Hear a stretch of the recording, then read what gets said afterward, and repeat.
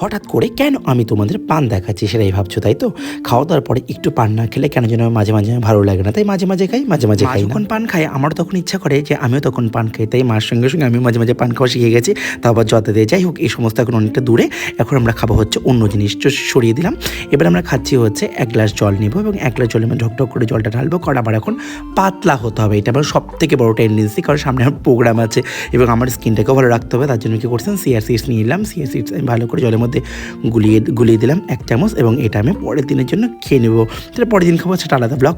এবার আমি কি করি, রাত্রেবেলা স্কিন কেয়ার করবো। আর স্কিন কেয়ার মানে তো জানি যে আমার অ্যাক্টিভ প্যাক ছাড়া কোনো কথাই হবে না, যে অ্যাক্টিভ প্যাকটা আমি সম্পূর্ণ মুখে মাখছি।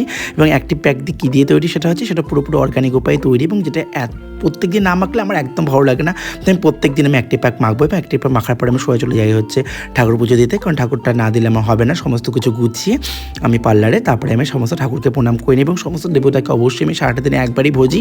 তো সেক্ষেত্রে রাত্রেবেলা আমি ঠাকুরকে প্রণাম করে সমস্ত কিছু রেডি করে নিই। ঠাকুরের খুশি, আমি খুশি, সবাই খুশি। কাছে একটা আমি ভুলেই গেছিলাম, সেটা হচ্ছে আমার কিন্তু হেয়ার রিগ্রোথিং সলিউশনটা দিইনি, কারণ হেয়ার রিগ্রোথিং সলিউশন না দিলে চুল এত সুন্দর হবে কী করে?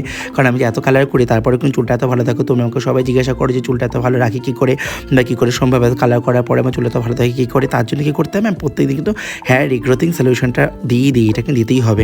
তারপর চলে আসে ঘরের মধ্যে কাজের জন্য, কারণ পার্লার থেকে আসার পর তারপর তো বিভিন্ন রকম কাজ থাকে, সেগুলো কাজ কমপ্লিট করতে হয়।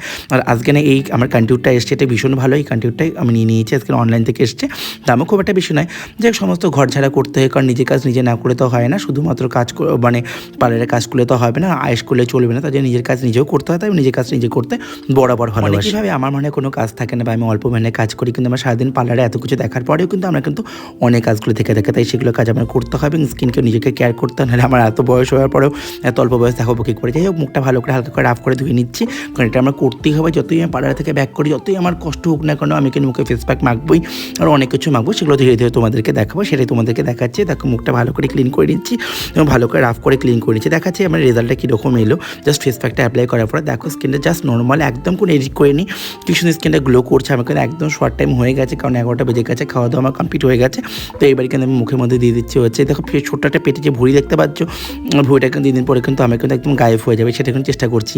দেখো, মুখের মধ্যে আমি গোল্ড সিরাম মেখে নিলাম। এবার কিন্তু আমার মুখের মধ্যে কিন্তু আমি কোনো ডায়মন্ড সিরাম মাখবো। তো এটা বলবো, ডায়মন্ড সিরামটা এতটাই ভালো যে স্কিনকে এত ভালো গ্লো করে, সুন্দর করে, মানে আর কিছু বলে নেই, এত ভালো সিরামটা না ইউজ করলে বুঝবে না। তার জন্য তোমাকে কল করতে হবে।